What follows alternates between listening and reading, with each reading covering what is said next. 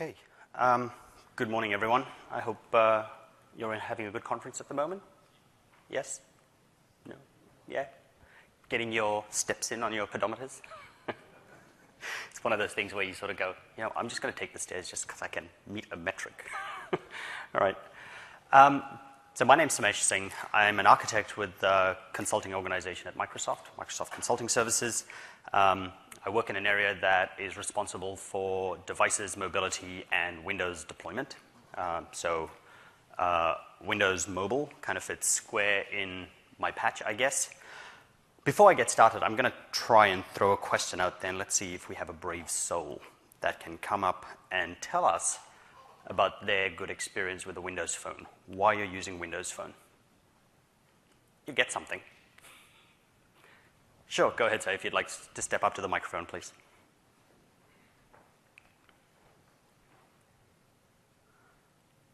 Hi. Sorry, your name is? Philip. Hi, Philip. Thank you. Basically, the Windows Phone provides a lot of security built in, and it provides quick access to all my applications. And do you have all the applications that you need? Yes, I do. Okay. My daughter doesn't. She's still waiting for, I think, Snapchat. But. Right. Fair enough. All right. Well, thank you very much. If you would like to come and see me at the end of the session, you get to take yourself a 9:30. Okay? No worries. Thank you. So let's kind of get started on this. I'm going to try and keep a structure. There's quite a few demos. I'll caveat all the demos up front to say it is still in development. And so I will be showing you some things that we will be able to continue and perform a demo of. There's some things that we won't be able to. I would also encourage you tomorrow to attend a session to be delivered by Vladimir Holostov, who's part of the engineering group that's responsible for the tooling that we're going to use today. So that would be a good session to attend. So we're going to focus today on provisioning is not imaging, kind of focusing on the mobile SKU, if you like, or the addition of Windows 10. And we're going to walk through how it's different, why it's different, where it can benefit you, what are some of the scenarios. And that's really the red thread through today, is to look at 4 key scenarios, look at some of the challenges that we currently face with those scenarios, and then try and address those as we go through with a little bit of theory, a little bit of demo, and if the demo beings are supporting us today, then we should have successful demos by the end of it as well, or during the session. So that's kind of where we're going to land. Mainly on mobile. I'll give you a quick overview of mobile versus desktop in Windows 10, and then we'll look at provisioning itself, and that's really going to be most of the session. So let's just compare these two firstly. So down the middle of this slide are kind of the categories, and on your left is effectively those features that are present in those categories on the desktop, and those that will be present on the mobile on your right-hand side. So I'll start from the bottom.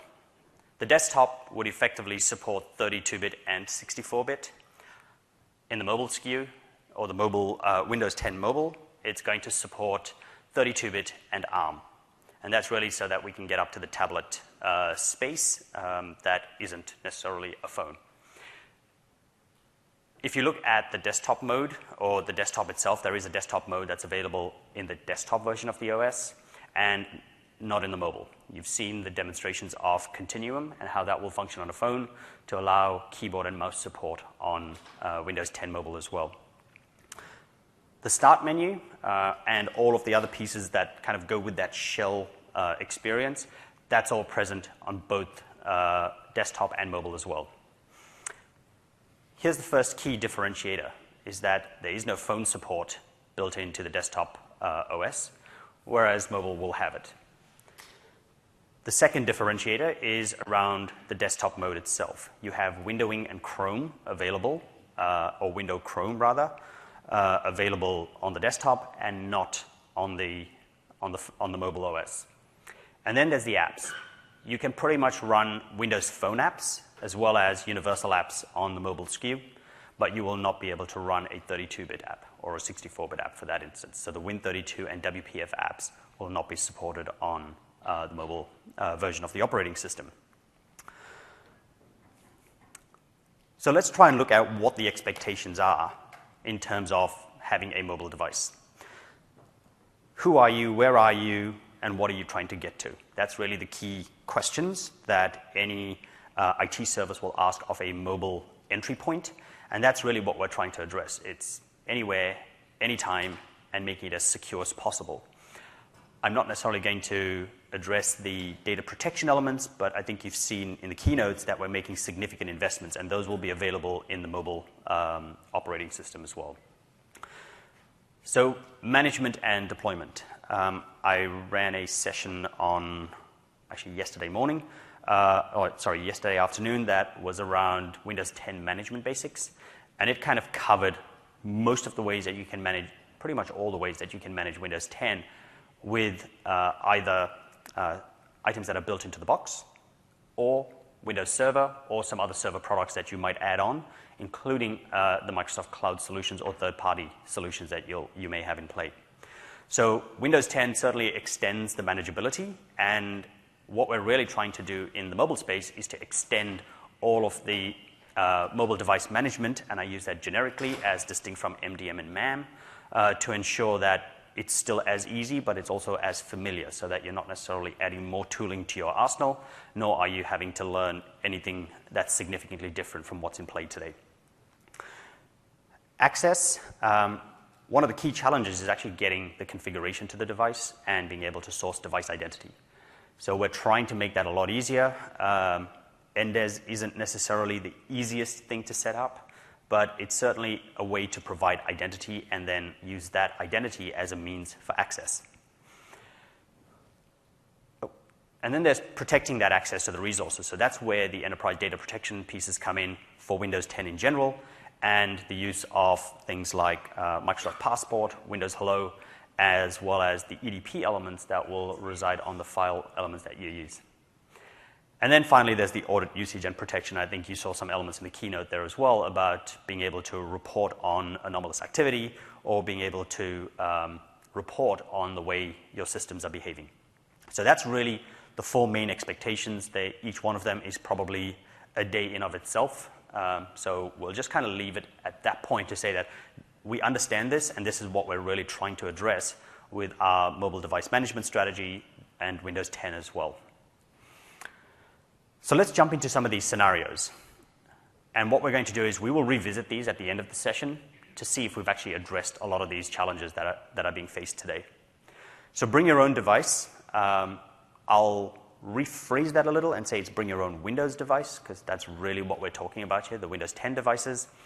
And the three main challenges that the user faces in this instance is they need to install their own applications, so they need to know what applications they need, or they need to visit some kind of portal.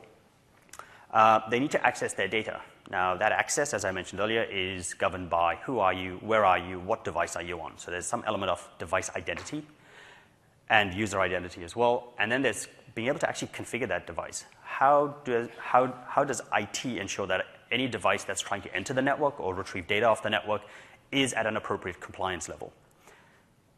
In most cases, this is done by the user themselves. So they need to have a level of knowledge or be provided with the information by the IT group to really get them to set up and be successful with their own device, in this instance, a Windows device. Okay. The next one is around repurposing devices, and this is something we find generally occurs within the education sector as well. It also occurs in the field worker scenarios where devices are generally held in stock, and on an as-needed basis, they're basically handed out for use. You can kind of think about this in the same way, and perhaps it's a stretch, perhaps it's not, to think about that's how a corporately owned device is used as well, is that devices are handed out to a user, they retain the device for as long as they're in the position, and that device may go back to a pool and just be repurposed to another part of the organization. So there's an element of being able to understand a configuration baseline based on the user. And the real challenge that you face here is how long does it take IT to be able to retrieve a device, re-image it in most cases, in the case of tablets and desktops, tablets and laptops, or to be able to wipe a mobile device and then try and bring it back up to a particular standard. And that's a significant investment of time and effort on the part of IT, as well as the time to service or time to retrieval of the device for the user. And that's going to change, right? There we go. So bulk enrollment is the other. A new shipment of devices come in, or you have a pool of devices that have been repurposed, and now you need to get them into the management system in some way. So the big challenge is, well, how is the device out of the box? And if it is, how do I get it up to the configuration baseline and get this bulk enrollment occurring? How does IT know about the device, right? So it's the enrollment process that allows them to discover the device. But really, we're talking about that scenario where you have a new fleet and you need to get it out to users. And in the mobile world, there's no real user identity. You can say the user has the asset, but do you know the name of the asset? Where does it appear in your IT system? How do you manage that asset? And that's what we're trying to address in the bulk enrollment scenario. And then finally, the field worker. And this is probably where some of the bigger challenges lie. I use the term field worker to really denote anyone that has a task-oriented role in a field. It could be a mobile salesperson in terms of a retail store, someone walking around the store being able to attend to customers, a sales representative. It could be a telecommunications worker that has to go service repeater towers. But there's a very defined set of tasks, there's a specific set of information that they need access to, and at the same time, there's potentially sensitive data that's being handled on that device, be it payment data, it could be diagnostic data, but it all needs to be retrieved and sent back somewhere. Being in the field, there's also connectivity constraints. So how do we get the device configured to the right level to be able to communicate appropriately with the necessary back-end systems? One of the bigger challenges that we face with the field worker as well is not quite, the dog ate my homework, but really it's devices get damaged. So once a device is damaged, how do we then recover from that scenario? And that kind of goes across all of the scenarios we've discussed around being able to re-provision a device and get it ready for that user. So our solution to that is really based on MDM. And what we're going to do is just quickly run through the MDM investments in Windows 10. The blue box and the blue arrow kind of signifies where the process starts. The device is enrolled into a service. In most cases, that enrollment process requires the user to enter some information, provide some credentials, and then they're ready to enter the service and go through this life cycle. So in Windows 10, there's been, in Windows Phone 8.1 and the GDR1 release, I think it was, as well as Windows 8.1, there were investments to bring up the MDM capability, but it wasn't necessarily where it needed to be. And so Microsoft has invested significantly. And so there's a level of parity for MDM management between the desktop and the mobile operating systems, and it is significantly higher than where it was. What we've basically done was taken the Windows 8.1, Windows Phone 8.1 MDM stack, we've brought it over to Windows 10 and then augmented it significantly. So any of the new features that Windows 10 has have MDM entry points to be able to manage it. And we'll talk a bit more about those entry points later on. So it's a fairly comprehensive life cycle, and we really provide configuration capabilities as well as, 3 or 4 different types of tooling that can be used to configure all of these. If we picked out the particular item, you'll see that bulk enrollment and provisioning is in the enrollment box up there. We've got the ability to deploy policies, to be able to retrieve inventory of the device, as well as provide other services to it by way of software and policies as well. The enterprise data protection pieces and the use of the TPM in a Windows Phone device will also support you to be able to deploy things like enterprise data protection and Microsoft Passport as well. So let's kind of start with provisioning and look at what some of our challenges are today. And I want to try and take this structure and look at not necessarily the MDM capabilities, but rather what happens with a mobile device today. We've got the device itself, the handset, and it has the flash the flashed operating system embedded in it. So that's really the scope of what we're working with. That's our atomic unit, if you like. When that device is unboxed and started up for the very first time, it runs through this out-of-box experience, if you like. The challenge with the out-of-box experience from an enterprise point of view, though, is that it effectively bootstraps directly into a personal stack, if I can call it that, where I will put in my personal identity. I will then get my personal apps installed on there. My settings would be part of that identity and the apps that I'm using, and then I'd get my personal data over the top. So we're always bootstrapping into this personal space, which is really a consumer model. After the fact, we then wrap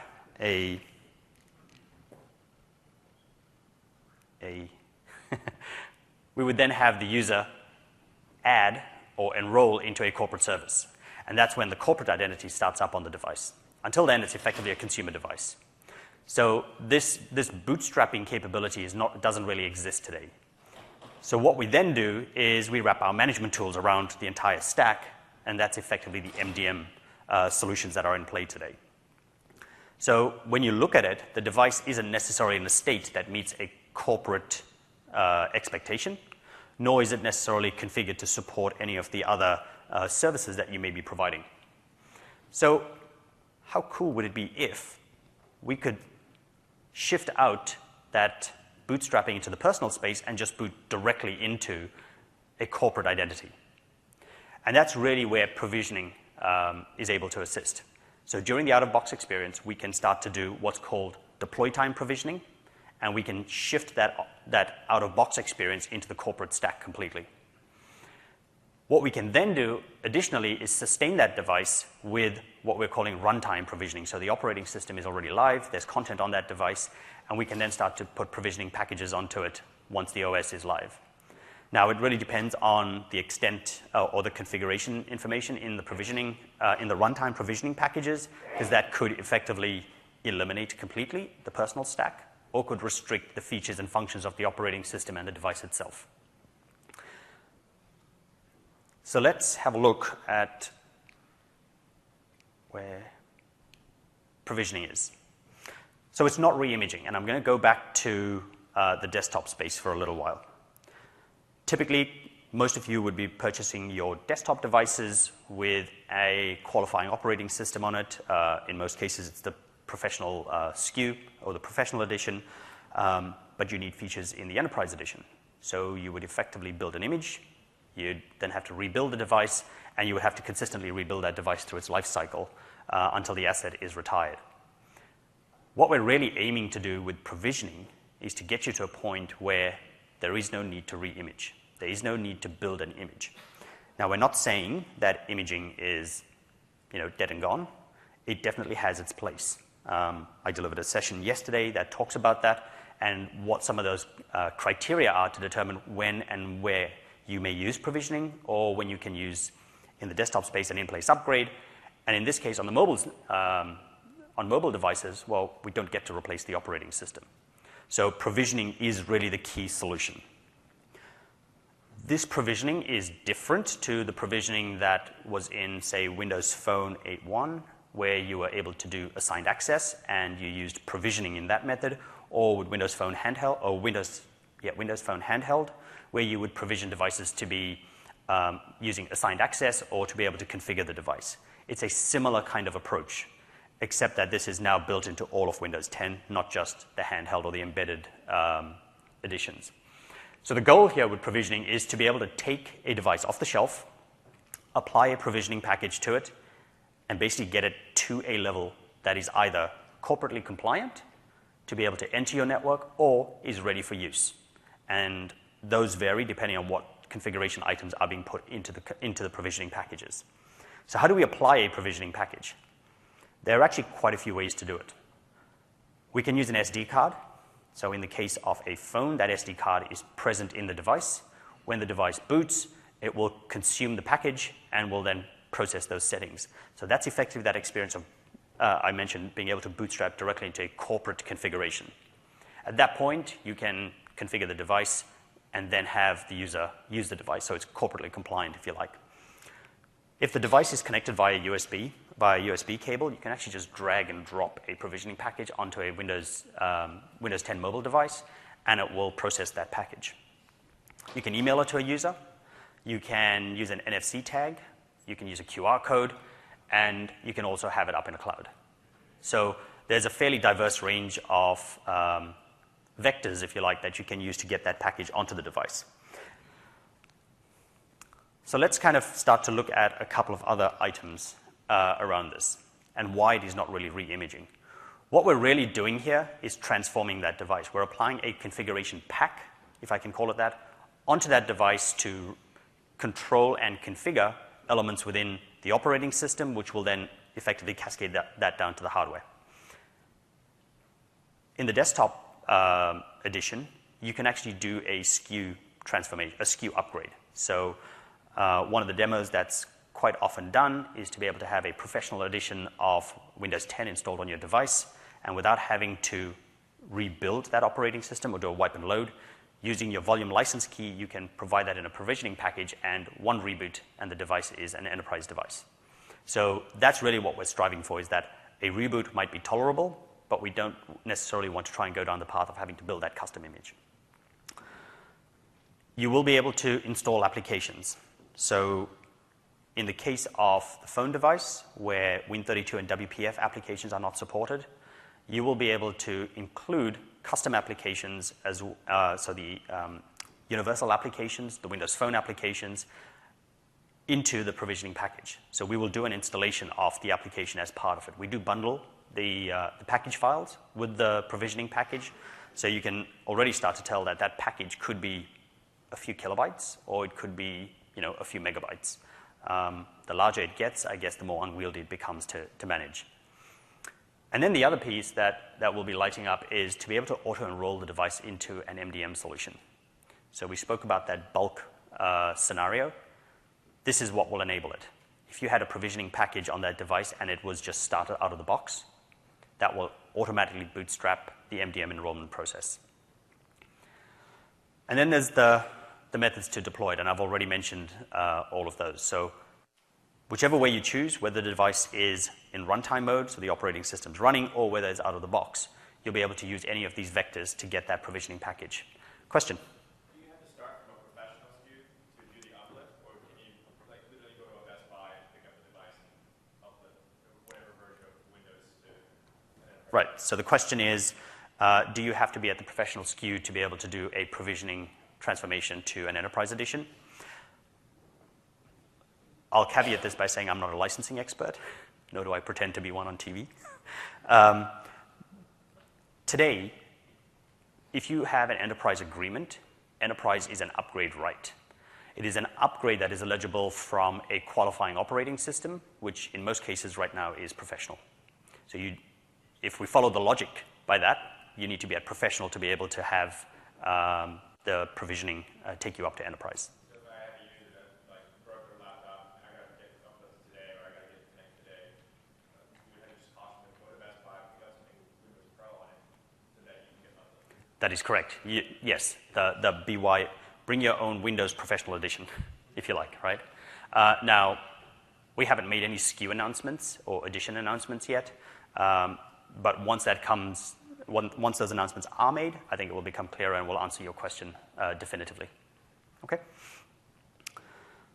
So I think we've covered those flexible methods. Let's move on to this for a little bit. So before we get to provisioning itself, I want to talk a bit about the mobile management architecture in Windows 10. And this goes, again, across desktop and mobile, but we're going to focus on the mobile element here. Traditionally, we've had WMI as the backstop and the backbone of being able to manage Windows, as well as some other configuration capabilities. As I said, we've brought across the CSP, and I will say that's a configuration service provider, and that's what I will use throughout this session, is CSP referring to configuration service provider as compared to CSP referring to credential service provider. Right? So we're just going to talk specifically about configuration. That stack has come across into Windows 10 and has been augmented significantly for new features and being able to manage the device. The WMI providers will still exist, so you can still manage with WMI, but that's really in the desktop space. We've then added this layer called the Common Device Configurator, and that really stretches across WMI as well as the CSPs. So that really is able to translate everything that occurs from the layer above, and that's the management vectors. So we've got MDM. There's an MDM client that's built into Windows 10, and that's the direction, beg your pardon, the engine that will be communicated with from something like Microsoft Intune or MobileIron or AirWatch. There is a provisioning engine which will process all of the changes that a provisioning package will try to introduce to a system, or will back out those changes if a provisioning package is removed. EAS operates pretty much the same way as it does today with things like Exchange and Office 365. And then there's the WMI bridge. Now, that's not available in the mobile edition, and neither are the WMI providers. So in Windows 10 Mobile, we're really looking at the MDM CSPs to be able to do all the work for us to manage the device. That's pretty much the areas that will be used to really provide access to all of those services and servers at the top level to be able to configure, manage, secure, as well as potentially erase and wipe a device or retire it. Now, I should probably caveat this because I neglected to change the PC component piece. So that's an error on the slide. I do apologize. Yeah, I sincerely apologize. The PC components are actually the WMI providers and the WMI bridge.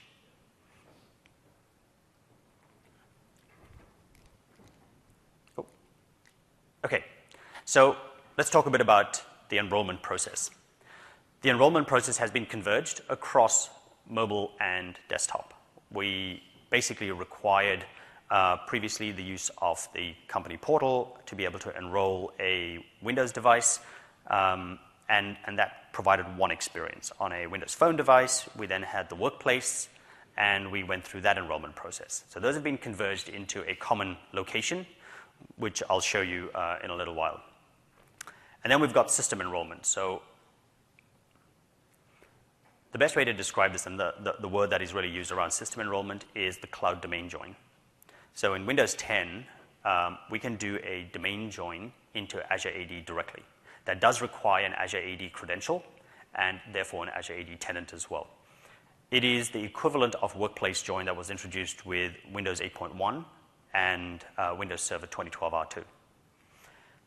Once that cloud domain join has been performed, then any user within that tenant or within that directory is able to log on to that device as well, which is pretty much how it operates with the domain join. Then there's the user enrollment element, which is effectively the BYOD scenario. And there, the user will enroll, and then the device will be manageable. So what we're trying to do here is really make it smart and seamless. The auto-discovery process exists today. We're trying to remove the need for the user to actually be involved in that process. So when we bootstrap into an MDM enrollment, we're using the bulk enrollment capabilities within, say, Microsoft Intune or any other of the products that support it, and we will auto-enroll into that solution. So as long as we can auto-discover and you have bulk enrollment capabilities, you're pretty much good to go to be able to leverage provisioning. So can Yes? you elaborate on the certificate bootstrap process? So if you're getting a device from an OEM, Yes. how are you expecting people to get their certificate in there? Is that done at the point of manufacturing or at some other point? That's a great question. So the question is, how do we expect the certificate for enrollment to be able to get onto the device? Okay. I won't give you the answer right now, and I'll show you what we're doing. Okay? I have a demo about this later on. So I guess that's really to the last item around the user not needing credentials, right? One of the challenges that we face is, does a user necessarily know what their UPN is? They may not. You may use a different UPN to be enrolled into the service. So that certificate, we will talk a bit about later on, and I'll show you how to configure that, because provisioning basically takes care of it. I might have to stand right here. There we go. So then there's the bulk provisioning piece. what we're looking at is effectively the ability, if you have a bulk enrollment capability within your MDM, is to be able to use a deploy time provisioning package to be able to bootstrap directly into that enrollment process, as well as having the appropriate credentials for the bulk enrollment user. So that can be done directly out of a provisioning package as well. All of the configuration details that are required for this are contained within that package. So the package does need to be secured, and we provide capabilities to do that in two ways. One way is to create a complex password, which we will automatically do if we detect sensitive content in the provisioning package. We will also give you the ability to sign that package to ensure that it is from a trusted source. And then we've got the deployment capabilities that we spoke about before as well.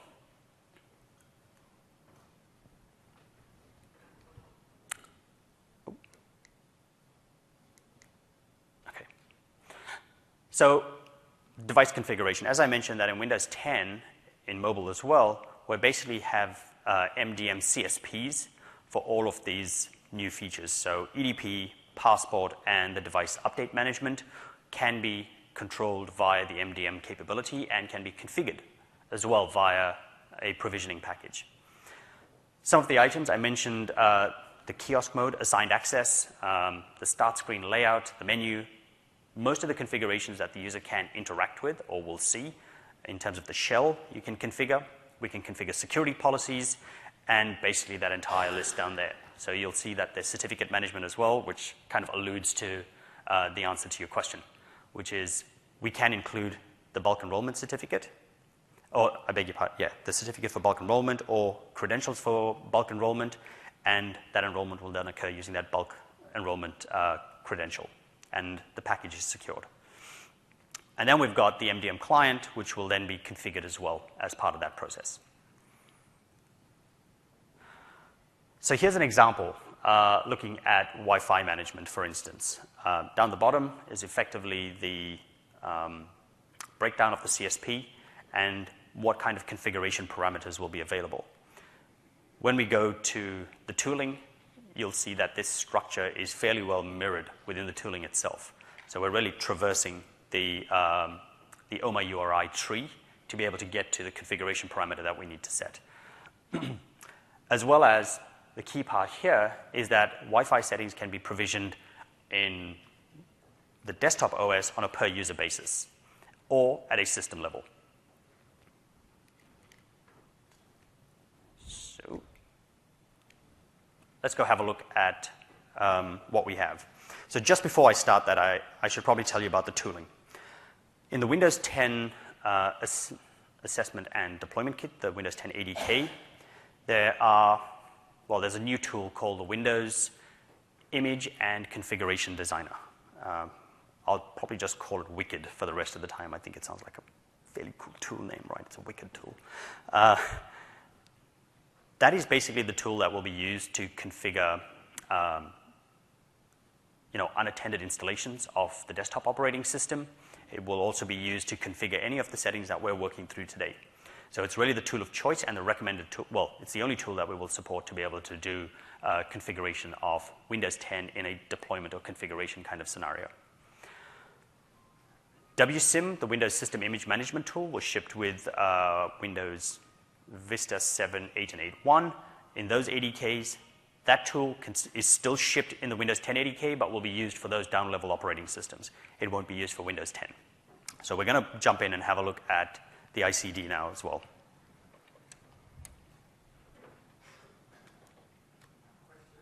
Yes?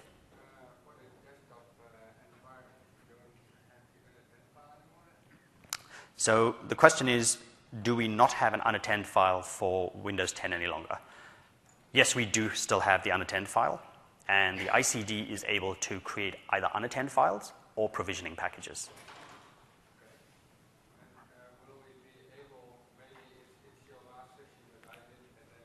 Sure.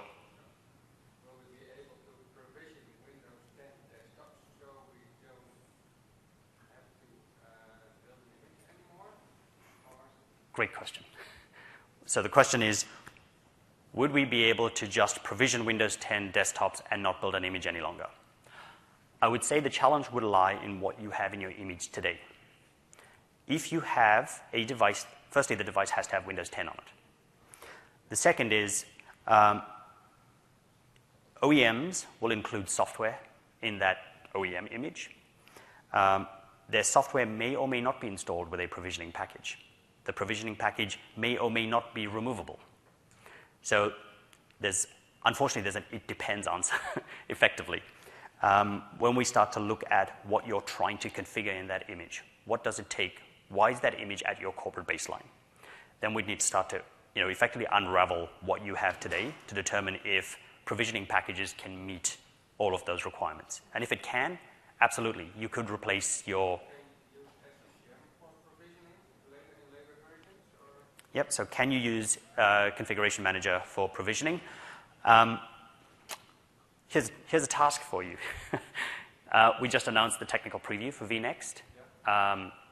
Have a play with that, and you'll see that some of the features are in there. Okay? Yeah, Configuration Manager technical preview. Right, it was announced in the keynote. I don't have a link to it here, but I'm pretty certain if you headed out to your favorite search engine, you'll find it, yeah.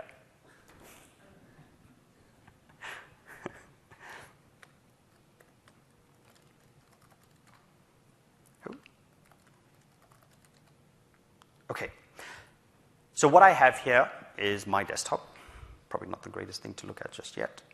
Okay, you can tell there is a subtle difference. I've lost 2 icons, and what I have is a technical preview Windows 10 virtual machine, and I've installed the Windows 10 ADK on here. You'll see down here there's a pre-release icon that I've pinned to my taskbar. And it's really, once you install it, it's right in here. So this is the Windows Imaging and Configuration Designer. We'll start it up from there. It does require running elevated because it does enumerate some things on startup. So I'll just walk you through the interface really quickly. It is, right now, the interface is in development, so expect that this will change, but the concepts behind it won't. So we have on the left-hand side the ability to create a provisioning package, which is a general piece, or you can go and create a desktop image configuration, which will basically give you the unattend file. On the right-hand side, you can see I've been doing some other work, and so my most recently used projects are there as well. So we'll go off and we'll create a new provisioning package. We just give it a name.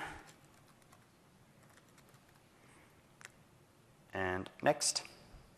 At the moment, the UI says, do you want to do this as a common provisioning package, which can be used across a Windows 10 desktop as well as a Windows 10 mobile device, or we can create one for, in this case, phone right now. So we'll select phone. If you have an existing provisioning package, we can unpack that and use the configuration that exists in there. And that then basically goes up and sets up what looks like not much. But what we have here are 3 distinct panes. On the left-hand side are the available customizations.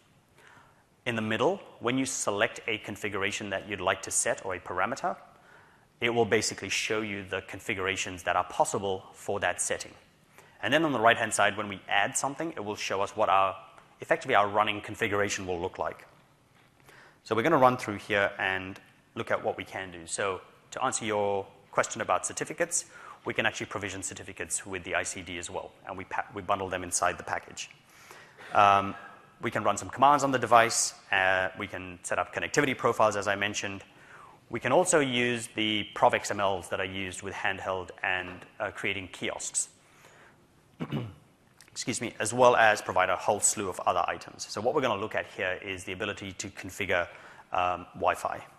And what we're going to do is we're going to go through, if I remember where it is, we'll go to connectivity profiles. You'll see down here we can configure an ActiveSync profile, we can configure an email service as well, or in this case we're going to do a wireless LAN. So when I head down here, I'll select profile. If you have an XML file that defines the wireless LAN configuration, then you can import that into the ICD as well.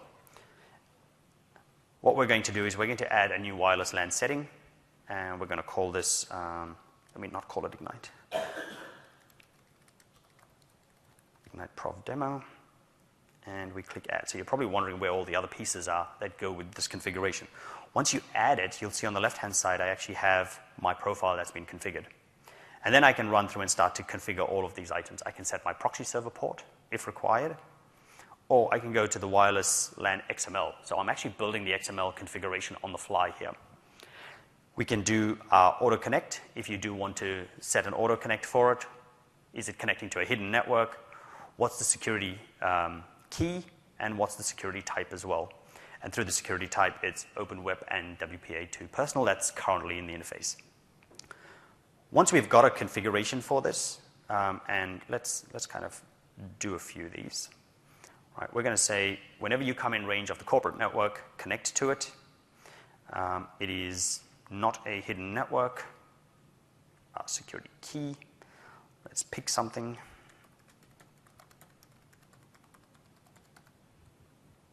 Secure. And we choose our security type. Let's call it WPA personal. At this point, I want to try and maybe test out this package. And you'll see on the right-hand side, we've actually got the configurations that we've been putting in. Because I clicked on embedded lockdown profiles, it's actually added it here, but I don't actually have a configuration. So it's pulled it out. So this is just a UI artifact right now. And then I would basically go to the export, and I would click on provisioning package. You'll see it's got the name that I specified. There's a version number. The version number is pretty important. When you deploy a provisioning package to a device, that version number is basically tattooed in that installation. When you want to update the configuration for that particular provisioning pack, you version it up. When you version it up, we detect the version difference, and then we'll apply the settings. Otherwise, we'll just ignore the package if it remains at the same version level. So we'll say this is version 1. We'll run through. I mentioned earlier on about being able to encrypt or sign these packages. This is where you would do it. If you select to enable package encryption, we'll automatically generate the password for you. And that's the way it is in the UI right now. If we've got package signing, then we'll basically browse to our certificate, and we'll sign the package when we build it. We click Next. It tells you where it's going to put it. And there's a summary, and we click Build. And that's it. That package is now built. It conveniently tells you where to go. So we'll just click on that, and you'll see it's actually set it up for us. So in here, we've got the customizations that we provided. There's a log file, a project file that's used by the ICD if we want to import this and edit it again.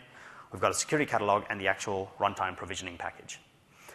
The runtime provisioning package have this PPKG extension, and there is the provisioning engine that will recognize that. So there's a file type association when you double click on the PPKG.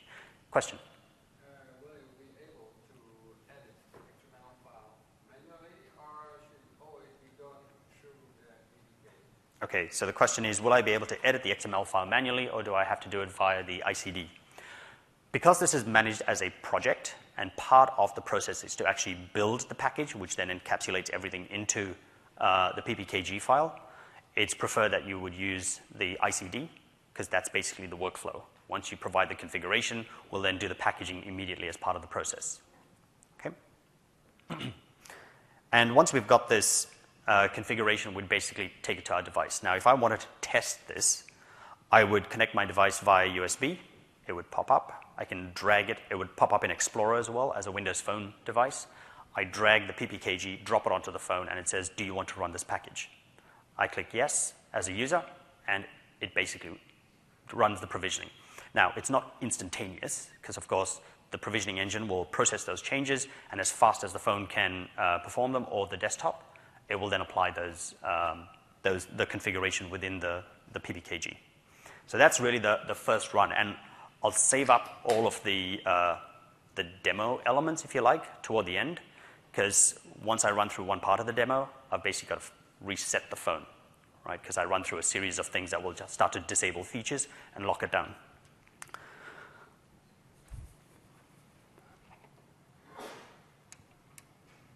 I think that's it. Yep.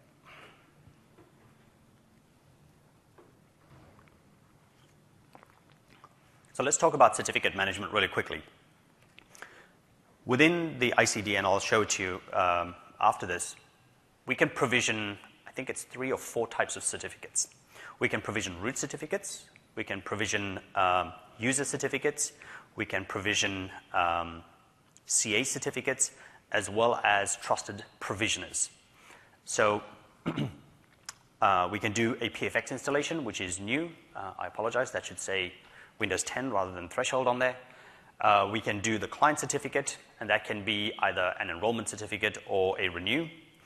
And that's really part of the SCEP protocol, right? So if you have an NDES implementation, we can leverage that as well. And then there's the certificate called Trusted Provisioners.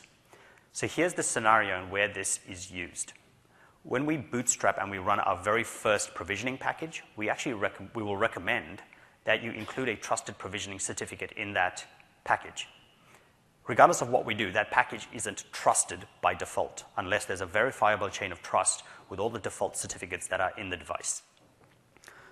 If that certificate meets the chain of trust, then it's literally a case of clicking yes. Do you want to run this package? Yes. Thereafter, that certificate is put into the system store. Any package signed with that certificate thereafter will have a silent installation. So that's how you would get to a point where you effectively have continuous management without user interaction on the device. So we do recommend that that's the first certificate that is provisioned to the device. Also, if you are using bulk enrollment, what you will do is, for bulk enrollment, we have two ways of authenticating against the enrollment service, against the MDM service. One is by bulk credential, so a username and a password effectively, or you can use a certificate. So again, you'd bundle in your trusted provisioner certificate as well as your bulk enrollment certificate. At that point, the device will just enroll seamlessly. Okay, so I'll show you what it looks like to do certificate provisioning.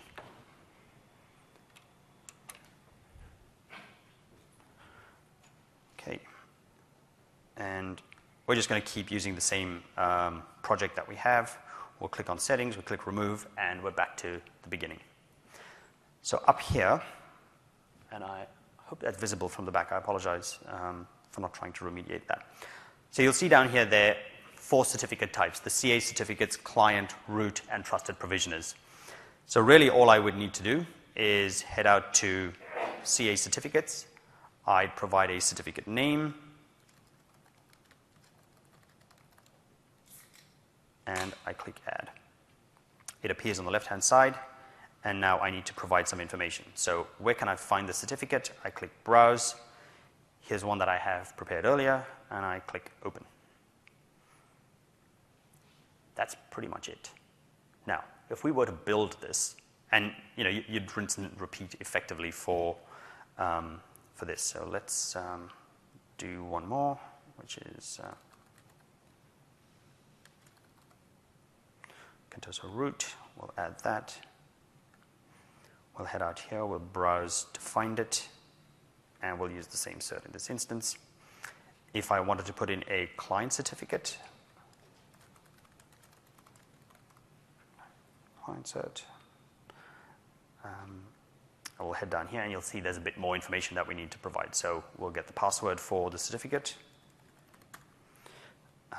Where do we get the certificate from? We'll browse, we'll find our PFX. Do you want to allow that certificate to be exported? We'd say false in this instance. Question? Yeah, so for the client certificates, it's great that you can basically import a single certificate, but if you're doing bulk enrollment, most of that stuff's being, you're basically requesting your certificate from a certificate authority. Yes. So what does that process look like here? Right, so in terms of that provisioning, what you would do is you'd have the bulk enrollment certificate is what you would have, and what's not shown in this UI is the bulk enrollment node, if you like. It's just not in this build right now. Effectively, what you would do is you would provide the discovery URL and any other parameters required for it. You'd provide the credential for bulk enrollment, which will be the bulk enrollment certificate. And that will be used to authenticate against, let's say, the Intune service or your MDM service.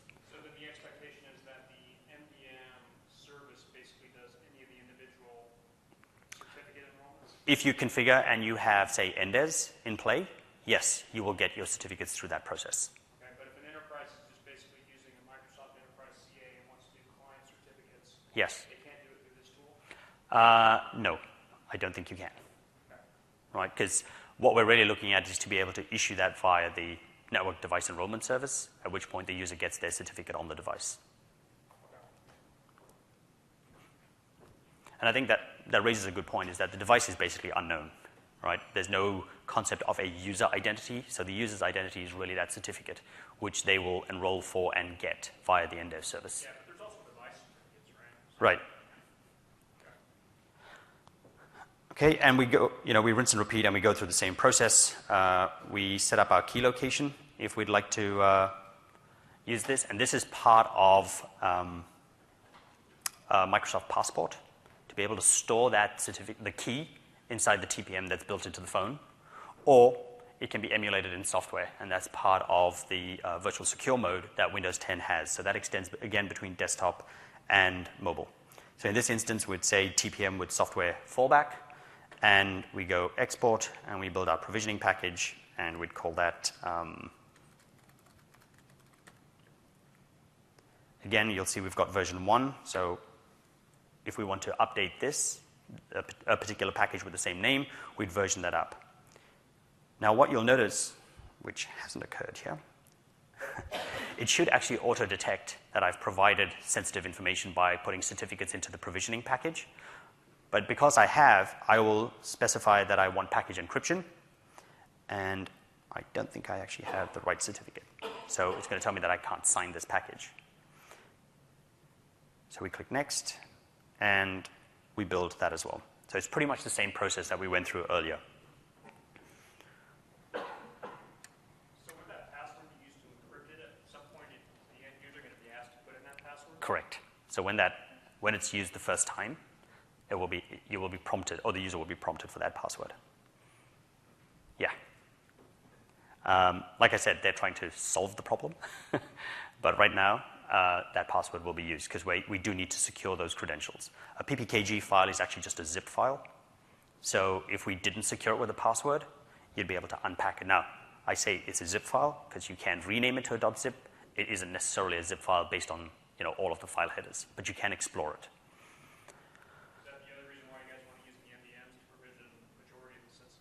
Correct. Correct. We're looking at pretty much just the bootstrap process. So provisioning has its place, and I think you're kind of starting to head down that path to basically look at when would you use provisioning. Provisioning is really used, and the key scenario for it is to get over that bootstrapping into an MDM. So if you have an MDM capability, everything you can do with provisioning, you can do with an MDM solution. So it doesn't really fit that profile when you're managing really large numbers of devices.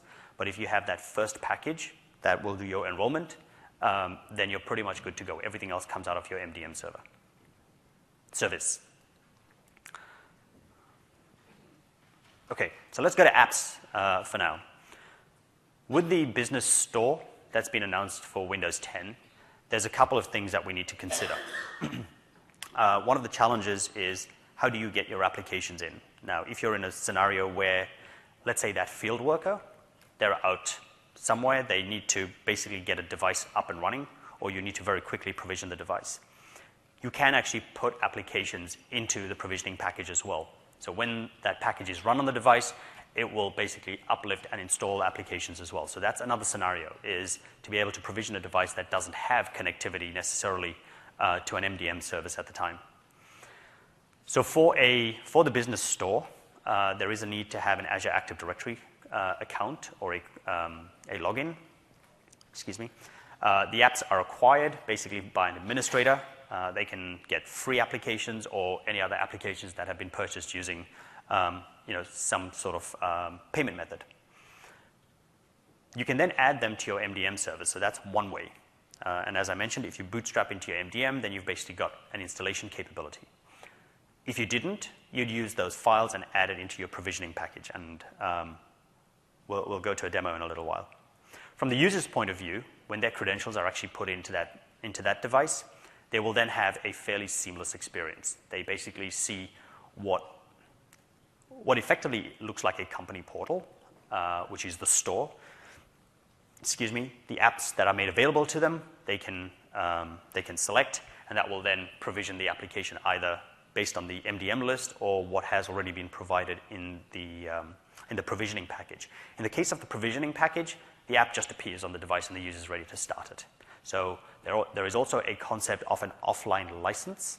So if you have the ability to download the app through the business store, you can also get an offline license as well. So that can all be packaged within the provisioning package to be able to effectively not have internet connectivity at the time.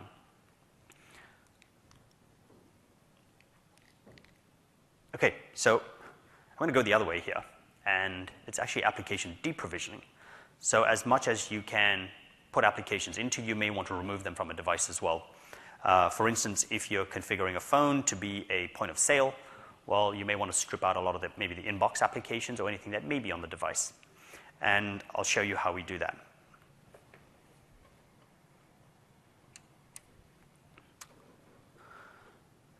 So again, we're going to go back, we'll just grab our settings, and we'll remove them all. There are a couple of interesting things that you need to do to be able to do this with, let's say, the inbox apps. So the first is, there is some information we'll need, and we'll go and get that in a little while. We're going to head out to Modern App Installation, and we're going to find the context. So we're going to say this is a device context, for instance, if you want it in the device context or in a user context. So we'll say device, and we'll click add.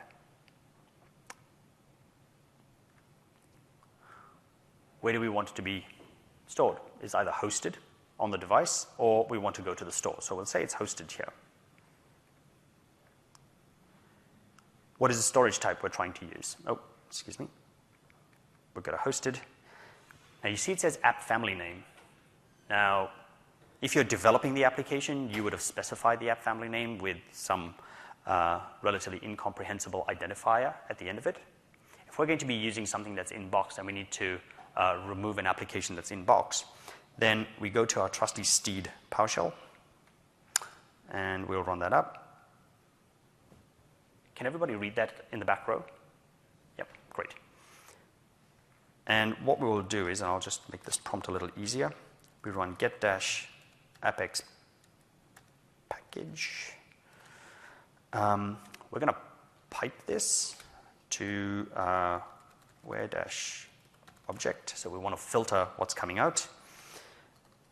The pipeline object, oops, dot, just forgotten the parameter, application, app package family name, app.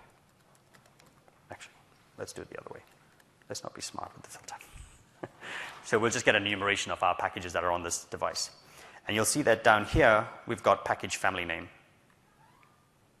So that's basically the information that we're going to need to be able to deprovision an application that is already installed on the system. So let's say, for instance, we're going to deprovision, and I'll show you an example on the phone in a little while, but we're going to look for, actually it doesn't really matter. Let's say we're going to pull out the music app. All right, we're going to grab that. We'll put it into here. We'll click add. Now, if you want to actually, this is part of the installation. So you will then browse, find your AppX, and it will import the AppX during the build. In another version, in a later version of this, you'll also be able to do a modern app uninstallation or deprovisioning of an application. And that's really what we're going to look at.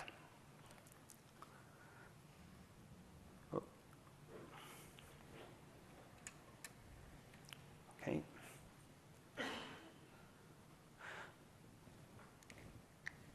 There we go. Okay. So before we jump into have we solved all of these issues, let's see if we can trash this phone as best as possible with these configurations.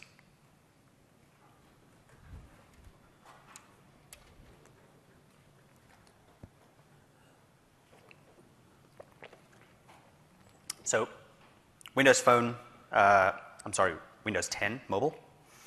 And I've kind of customized this just to make it look a little easier. So we've got our settings tile that we'll go into.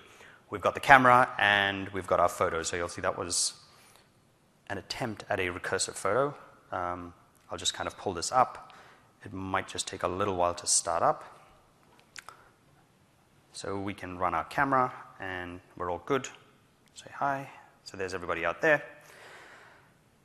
And what we're going to do is, and I'm going to walk you through the manual process here. We go to Settings. We're going to go to Accounts.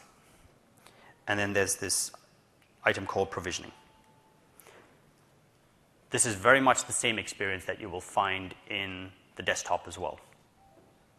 So we'll go to Add Package, and in this instance, we're going to select our removable media.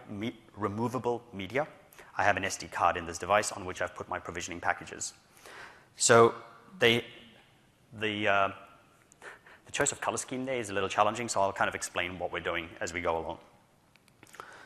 So the first is, let's say this, the reason I'm kind of doing it this way is all of these will function in the out-of-box experience, but it takes quite a bit of time to do the app installation, so I didn't want to go through that out-of-box process. If you'd like to see it and you have some time, we can reset the phone and go through that after the session if you like. So in this instance, let's say we actually want to disable Bluetooth. And I'll just go up here, and I'll show you that we have a couple of things. So I can play with Bluetooth, and I can enable it. I can disable it. I've got access to Wi-Fi.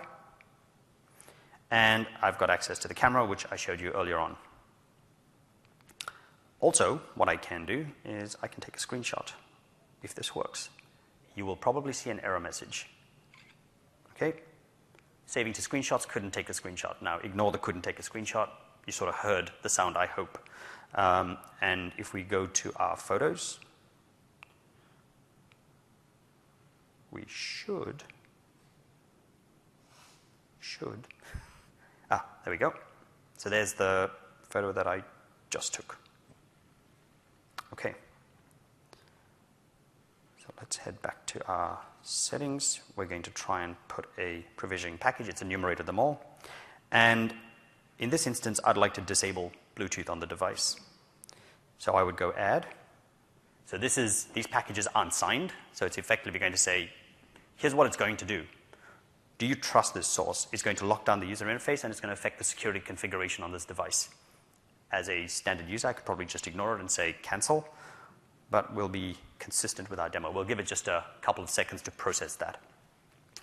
What's happening now is that in Windows 10, the provisioning engine is now extracting all of the information, and the syncml, effectively, that is contained within the provisioning file. It expands out the OMA URI, passes that information to the CDC, the Common Device Configurator, which then gets passed into the MDM CSP for Bluetooth management. And if we head up here, you'll see that Bluetooth is disabled, and I can enable it. But that's a UI artifact, because you'll see as I touch on it, and I hope it's being shown, I can't actually do anything with Bluetooth any longer. So that was one of them. Now, if I head back here, you'll see that it's actually updated. It said this provisioning package has been installed. So this is where you would see any packages that are already installed on the device. We're going to run through, and we're going to disable the screen capture. So we're going to run through here, and we're going to go Add, Add, Add, Add. Okay, let's try that again.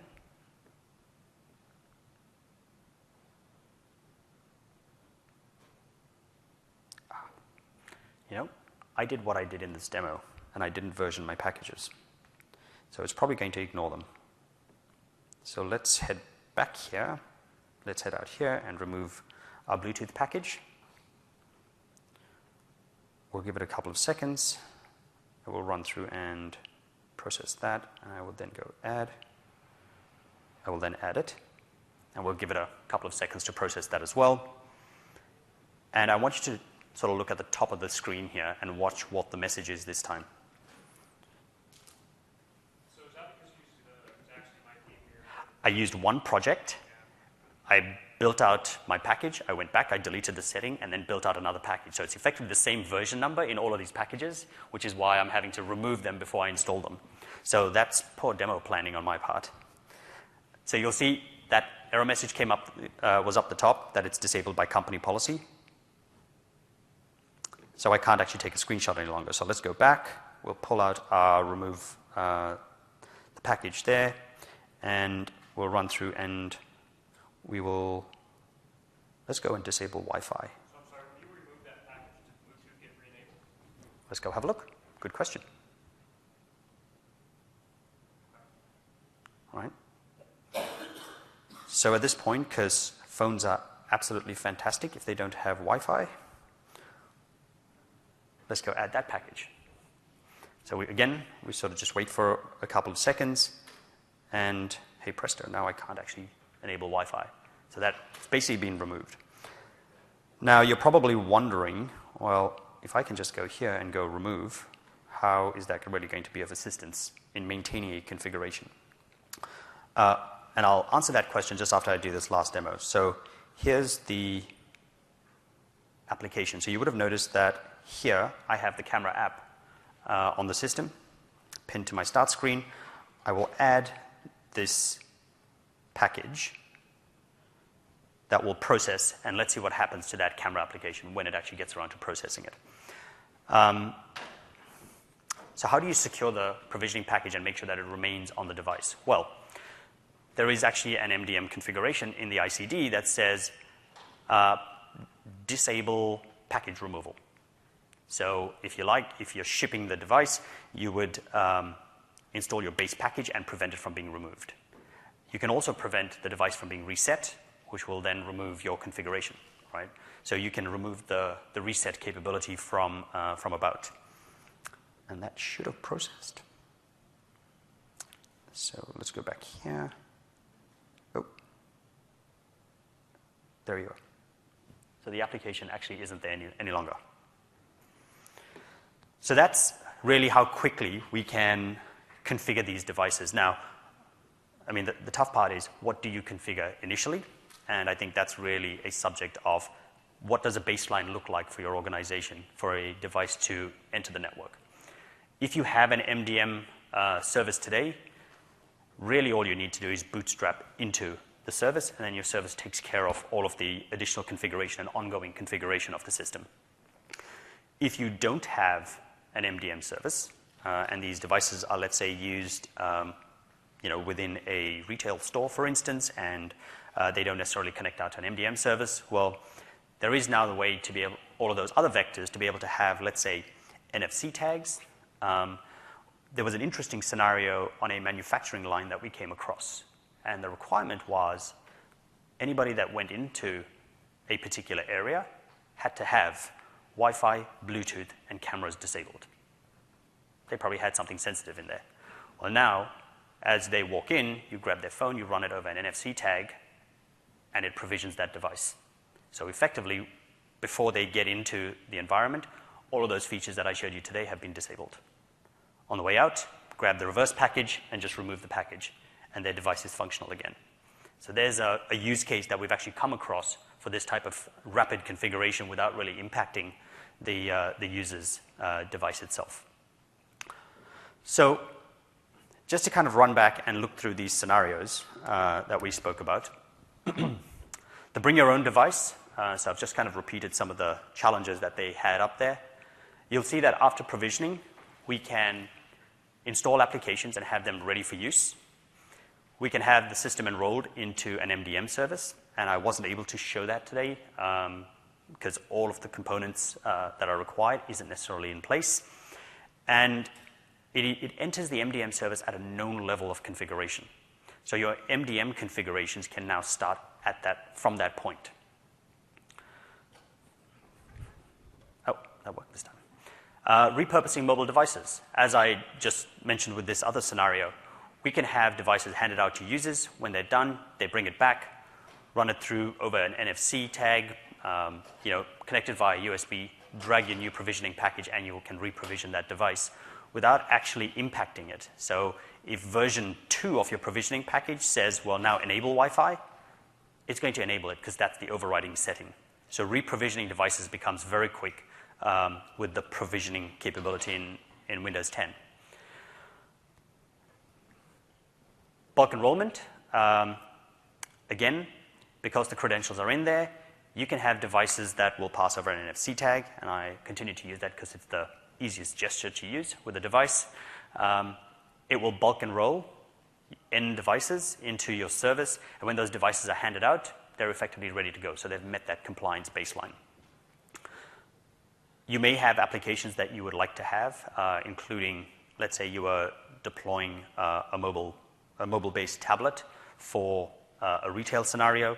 You can bulk enroll all of those devices and have all of the software installed on that device before it's actually shipped out. And the field worker. Given that you've got the ability to download this package, you can make it available. The field worker can configure or your package can configure their network connectivity.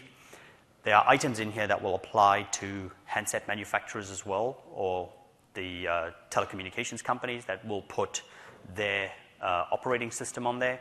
So they would be able to configure SIM settings, MMS settings, APNs. All of those configuration items are in there as well. Like I said, the version of the ICD that we've seen here today is an early one, and it will continue to add settings as the CSPs are defined. Line of business apps. So realistically, this user does not need to have connectivity to the internet to be able to get their apps. Now, that really contrasts with the need for connectivity if you're at the top of a cell tower and you need to get information off your device. But you would assume at that point you're already configured and you're sitting up there with a functional device.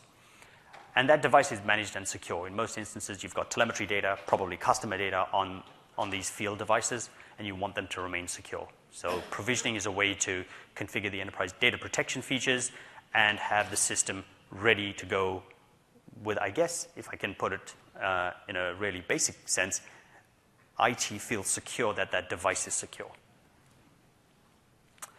And then to kind of summarize this a little, when should you use provisioning and when shouldn't you? So I'll start at the bottom here. If you want to build a custom image for a desktop, for instance, or for a tablet using the desktop version of the operating system, then the Microsoft Deployment Toolkit is really the go-to tool to use in conjunction with building a custom image. There is a preview of MDT available right now, and that will evolve, and there were some timelines mentioned in the keynote on Monday that talk about when that will be available. As an enterprise, if you have corporate mobile devices, well, absolutely. You can see that this is pretty much the key way to either bootstrap into your MDM service or to be able to actually manage using just provisioning packages. The challenge there is you do need to have some kind of versioning system and version tracking system available so that you know what changes you're making between the packages. And then personal Windows devices, Windows 10 devices. You can configure those. You can provide a provisioning package. Those that are NFC enabled can use NFC. If they have a camera, which pretty much all of them do, you can use a QR code to get the provisioning package onto the device. And then as a device manufacturer, that new device, when you build, there are features in the ICD that will be available to you. So that when you're exporting, you don't necessarily have to export just a provisioning package. You can export an entire FFU for the device with the configuration, as well as being able to provide configuration packs thereafter. So I might manufacture a handset. I can then put on a number of provisioning packages which will install my recommended applications for a user that will purchase this device. However, what is unclear right now is the device manufacturer can choose to make those packages non-removable, in which case those packages stay put. Or they can choose to make them removable, in which case you're effectively, the consumer or the user has the ability to say, I don't want these packages anymore, and click remove like we did today. This is meant to be a little small. I guess you'll get these slides. I will recommend all of these sessions in the mobility track to be able to get a bit more information. The session I mentioned tomorrow by Vladimir is listed down the bottom, and I think that's at 10:45. Yeah. So I would say thank you for your time. Your feedback is very valuable. Please do be very honest with the session, and I hope that I've been able to enlighten you a little on how provisioning works, some of its use cases, and how it can be used to rapidly configure and secure Windows 10 mobile devices. All right, have a good rest of the conference.